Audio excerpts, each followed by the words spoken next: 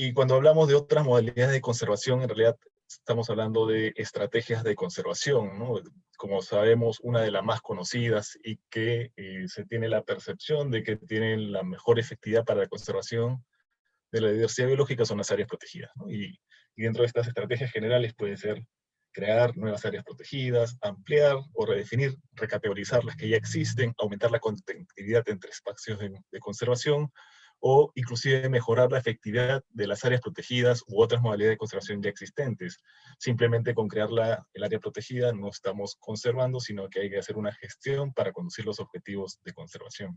Restaurar áreas que han sido degradadas, ¿no? En el Perú tenemos una gran cantidad de áreas degradadas y el MINAN tiene también un registro de ello. Y otra modalidad de conservación, que es la que se está desarrollando en esta sesión, es relacionada al establecimiento de otras modalidades de conservación in situ, o como le estamos llamando ahora, las OMEC. Entonces, las OMEC parten de una necesidad, creo yo, de que las áreas protegidas nacionales ya están llegando, digamos, a un tope. Tienen, sumado con las regionales y las privadas, más del 17% del territorio peruano. En la parte terrestre sabemos que también todavía tenemos una deuda en la parte marina, y eso ya es una porción bastante importante y no se prevé que, por lo menos en el ámbito terrestre, crezca mucho más el sistema de áreas naturales protegidas. Es ahí que surgen estas modalidades de conservación, y también abre el abanico de los aspectos de conservación que queremos hacer. A veces queremos conservar o crear un área protegida, por ejemplo, para un sitio que tiene una gran cantidad de variedades de algún cultivo originario del Perú, ¿no? Por ejemplo, el Parque de la Papa, ¿no? Queremos que sea el Parque de la Papa como un área natural protegida, ¿no? Entonces, la diversificación de opciones de conservación, como las zonas de agrobiodiversidad, ayudan a tener una mejor modalidad de conservación en función a los objetivos. Entonces, si queremos conservar un espacio, tenemos que elegir la modalidad. Y el principal criterio para elegir una modalidad es el objetivo que queremos en este espacio. Si es un objetivo principalmente desarrollado para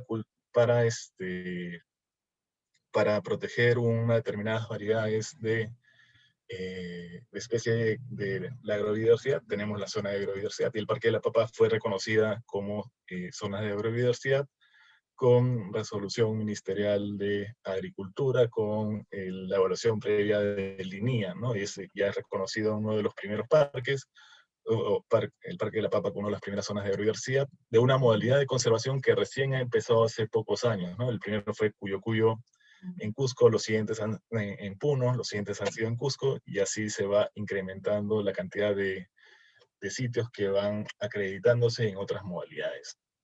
Si tenemos un sitio que es relacionado al tema, más al tema, por ejemplo, cultural, tenemos los paisajes culturales. Si es una formación geológica impresionante que debe ser y única, que debe ser conservada, los geoparques también es una opción a evaluar.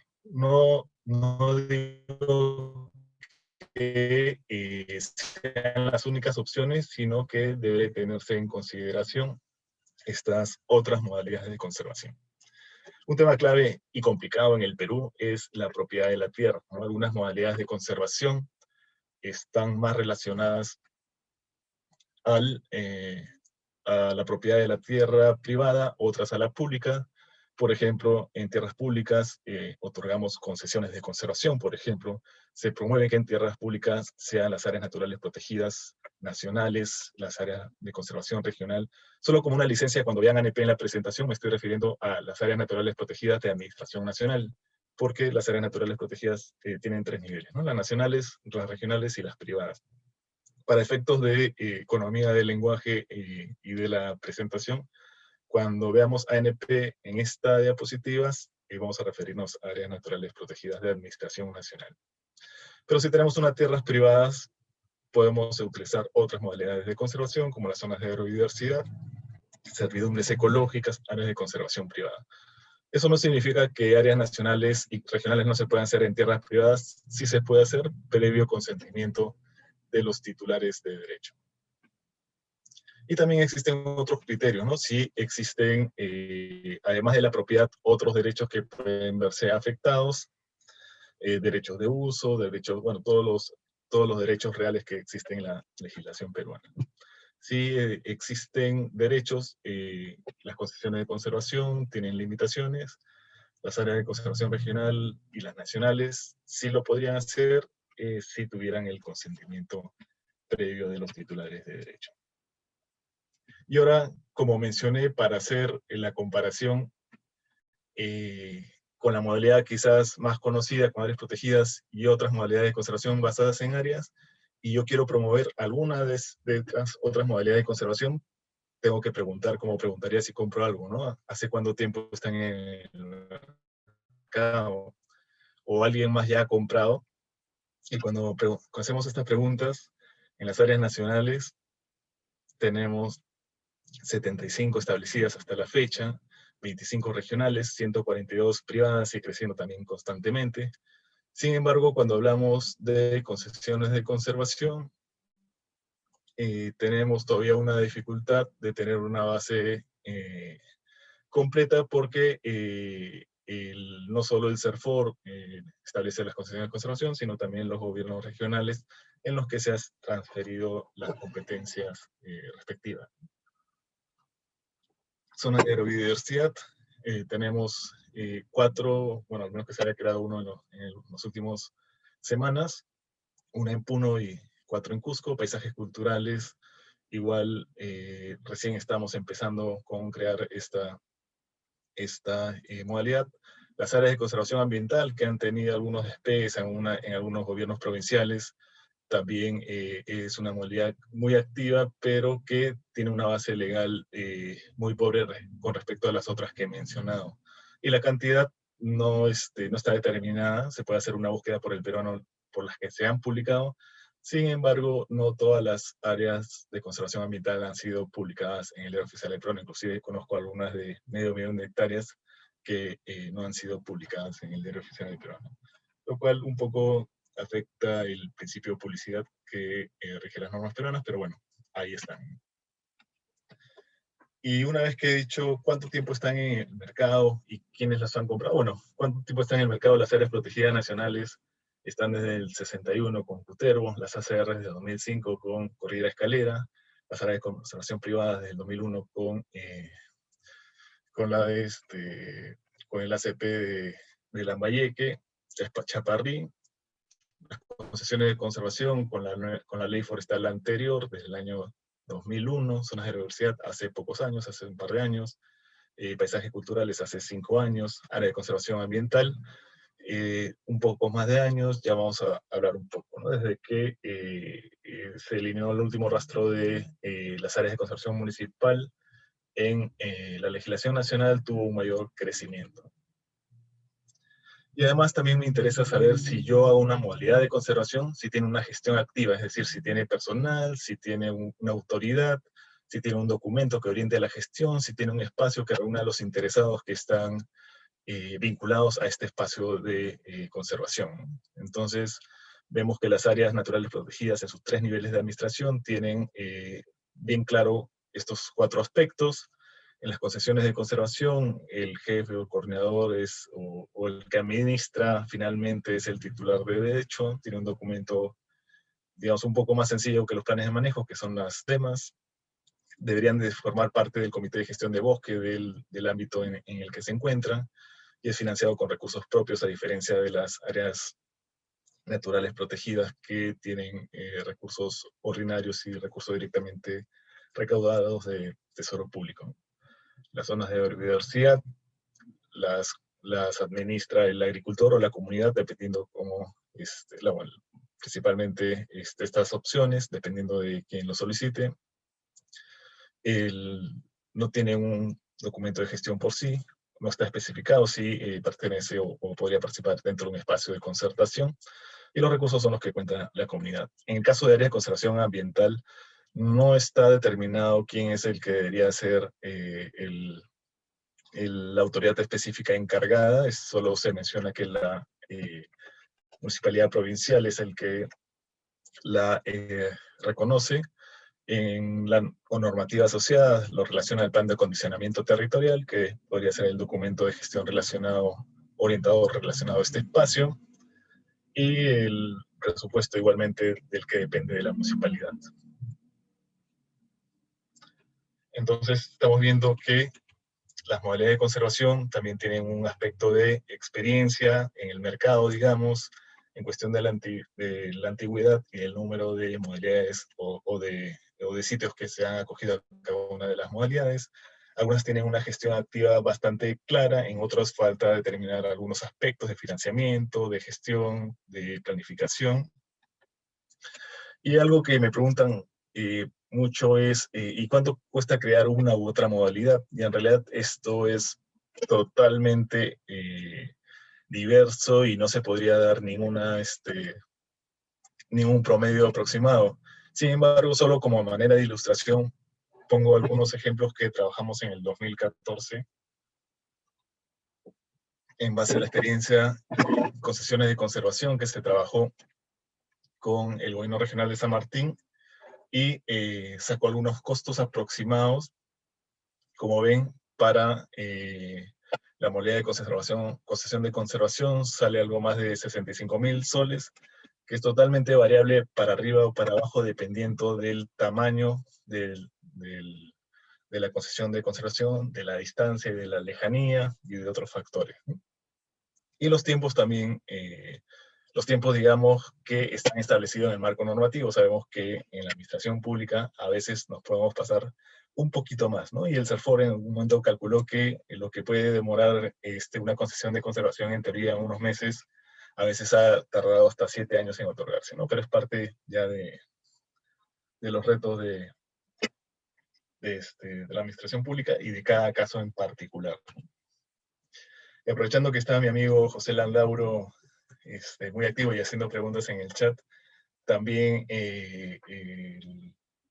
parte del trabajo no es escoger de repente una modalidad de conservación, sino también inclusive se podría hacer un mosaico de modalidades de conservación. Y este es un espacio que trabajamos también con el gobierno regional de Piura hace algunos años, en el que se quería conservar más de 120.000 hectáreas de un bosque en donde se conserva la pavara blanca. Son un área bastante extensa, pero finalmente en los trabajos de propiedad de la tierra, de derechos, quedó establecida el área central, que son alrededor de 28.000 hectáreas, ¿no? 28.000 hectáreas de las 122.000 que se tenían planificado en inicio. Entonces lo que se hizo el ejercicio, no se avanzó mucho más en esa época, posteriormente sí se concretaron algunas cosas, pero se comenzó a ver los espacios para ver qué modalidad de conservación era más viable en el resto de espacios que valían la pena de conservarse. Se proponían, por ejemplo, algunas áreas de conservación privada. Algunas de ellas ya se establecieron posteriormente en el 2016, como Totodoro Mangamanga, ¿no? Hay unas zonas que se identificaron como posible ampliación del ACR, también otras zonas donde había una propuesta de concesión de conservación que finalmente se otorgó la resolución, pero hasta donde tenía entendido no se llegó a firmar el contrato de concesión. Y habían zonas en que la comunidad estaba un poco todavía temerosa de pertenecer a alguna modalidad de conservación y dijeron, nosotros como comunidad vamos a conservar el espacio, ¿no? Entonces la figura en este espacio que más se adecuaba eran acuerdos de conservación en donde la comunidad se comprometía a hacer ciertos espacios o ciertas actividades de conservación y la autoridad se comprometía a apoyarlos, ¿no? Ese era el modelo que podía aplicar a esta zona como una modalidad de conservación. El CERNAN ha sido uno de los principales impulsores de otras modalidades de conservación, teniendo en cuenta ya también el reconocimiento de que crear áreas protegidas es complicado, es costoso para el Estado peruano, hay unos recursos limitados para gestionarla, entonces también es uno de los principales interesados en promover otras modalidades de conservación. Y dentro del fortalecimiento de los gobiernos regionales que impulsó ya hace algunos años a través de los sistemas regionales de conservación, crearon el radar de los sistemas regionales de conservación, y uno de los criterios que se evaluaban aquí era específicamente el porcentaje de los sitios prioritarios en los que se había establecido por lo menos alguna modalidad de conservación. Podría ser uno o más, ¿no? Entonces, esa es una herramienta que todavía tenemos y espero que todavía se siga monitoreando a través de las reuniones macroregionales del CERRAN que se tenían en su momento. Y como mencionó también Steve, ¿no? Steve ha hecho un barrido de modalidades de conservación, algunas pueden estar, algunas otras no. Por ejemplo, un tema propio que tuvo San Martín, o que tiene San Martín, son las OCRES, ¿no? Donde ha inmatriculado, es decir, inscrito la propiedad a favor del Estado con fines de conservación determinados espacios, ¿no? Y no cualquier espacio, sino un espacio coherente con la zonificación ecológica económica. Eso lo vamos a ver un poquito más adelante. Las áreas de conservación ambiental, que como hemos conversado, es una modalidad de conservación municipal, también parte del objetivo del proyecto que ha mencionado Steve, es el tema de conservación a nivel local, que tiene un bajísimo nivel de desarrollo normativo, ¿no? Esto algunas autoridades lo han visto como una desventaja y otros como una ventaja. Una desventaja porque no tiene claro cuál es el efecto legal que puede tener la declaración de un área de conservación ambiental. Y a otros lo han visto una ventaja, ya que no está regulado, entonces lo consideran que es más fácil crearlo porque no tiene procedimientos, no tiene características que deba de cumplir, o inclusive mi expediente técnico que pueda sustentar, salvo el informe que sustenta una ordenanza que es parte inherente de la exposición de motivos de la norma. Pero sí, conversando con algunas personas que han impulsado las áreas de conservación ambiental, me dicen que uno de los principales beneficios que han visto es que con lo sienten como un reconocimiento del esfuerzo de la conservación que realizan, ¿no? Y si ese es el objetivo, entonces está cumpliendo el fin para lo cual se determinó como área de conservación ambiental, ¿no? Y esto, como mencioné, también es una modalidad que comenzó a tener más dinamismo cuando en 2007 se extrajo del reglamento de la Ley de Áreas Protegidas el capítulo referente a áreas de conservación municipal. Y el trabajo que queda por delante también, como mencionó Steve, es reportar las modalidades de conservación que tiene el Perú en la base de datos mundial de conservación, que es la página web que están viendo en la presentación, que es la base mundial de áreas naturales, de áreas protegidas, que incluye no solo las áreas protegidas, sino también las OMEX. Acá ustedes pueden entrar y actualmente solo pueden encontrar todas las áreas naturales protegidas que tiene el Perú, y no están reportadas todavía las OMEC. Eso hay que trabajarlo, determinar cuáles van a ser las modalidades que se van a incluir dentro de dentro de este grupo, y velar por qué siempre esté actualizado ese reporte en este portal, ¿no? Que es el más grande portal a nivel mundial referente a la conservación.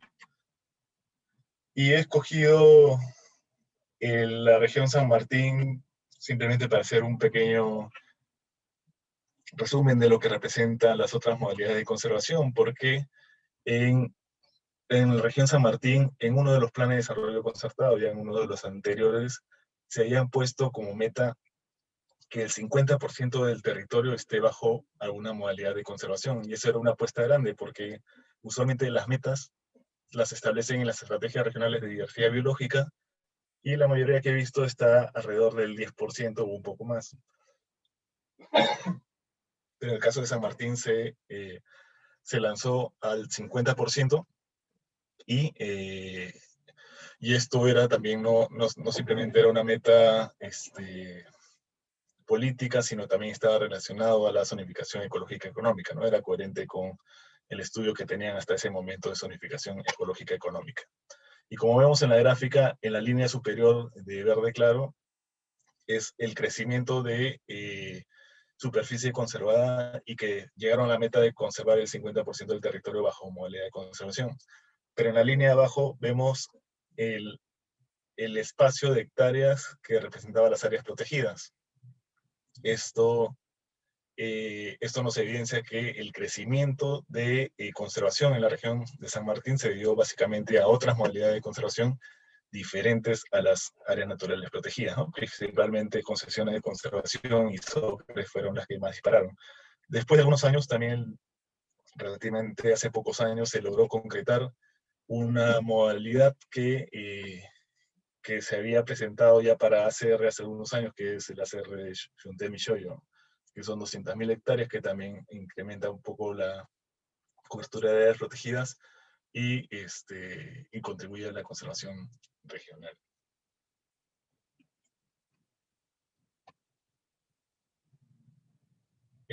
Terminando la presentación, abrimos a las preguntas, porque desde esta vista no puedo apreciar las consultas ni si están levantando la mano. Pero ya me faltan un par de diapositivas.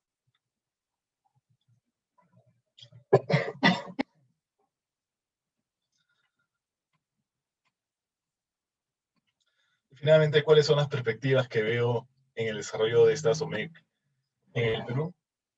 Creo que, como mencioné, ya existe una poca probabilidad de que la superficie terrestre, por lo menos, de creación de áreas protegidas crezca de manera importante, ¿no? Seguramente algunos espacios sí podrán hacerlo, sobre todo de repente a nivel de ACRs, pero el crecimiento no será muy alto, ¿no? En el ámbito marino sí podría tener mayor oportunidad de crecimiento.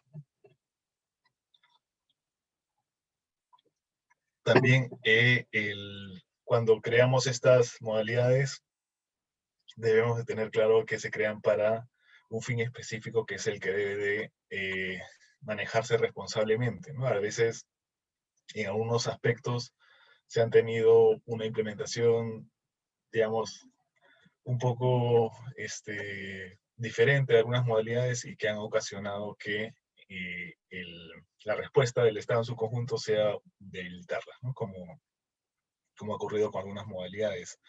Existen también iniciativas interesantes, pero controversiales, como las ACAS y las OCRES, que se han desarrollado, pero finalmente siguen siendo parte del abanico de discusión en este tema de la SOMEC. Hay que, como mencionaba Steve, y el trabajo que ha hecho también con el proyecto que mencionó, hay que determinar cuáles son las que vamos a considerar como MEC y cuál sitio específico calza con la modalidad que se ha determinado. Hay que pensar bien y evaluar el marco legal existente para ver si es necesario completar alguna normativa o si de repente no es necesario y funcionan y son efectivas tal como se manejan actualmente. Y finalmente, como ya lo mencioné, hay que echarle un ojo al reporte mundial que está haciendo el Perú, que ahora está centrado en áreas protegidas y que debe de ampliarse a las otras modalidades de conservación. Y con eso creo que termino y agradezco